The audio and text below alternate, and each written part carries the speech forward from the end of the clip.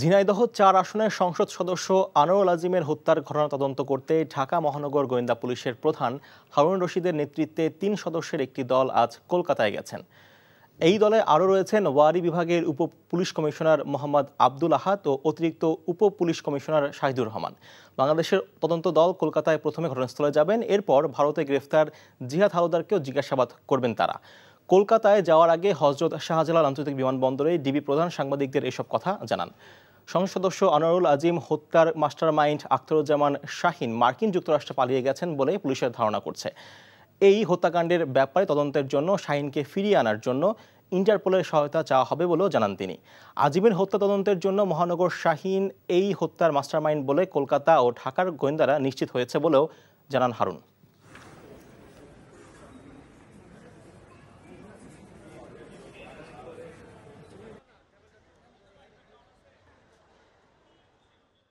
ঊর্ধ্বতন কর্তৃপক্ষের সাথে আমাদের কথা হয়েছে। শাহিনের বিরুদ্ধে কলকাতা যে মামলাটি রুজু হয়েছে সেখানেও সে কিন্তু একজন মদতদাতা, মাস্টারমাইন্ড। আমাদের কাছেও সে মাস্টারমাইন্ড। আমরা ধারণা করছি সে আমেরিকাতে অবস্থান করছে। অলরেডি আমরা আমাদের এনসিবিতে, বিশেষ করে আমাদের ইন্সপেক্টর জেনারেল মহোদয়ের কাছে আমরা আবেদনটি করেছি এবং আমরা ইন্টারপোলের সহায়তা চাইব। আমরা ইন্টারপোলের মাধ্যমে আইনের আওতায় আনার চেষ্টা করব।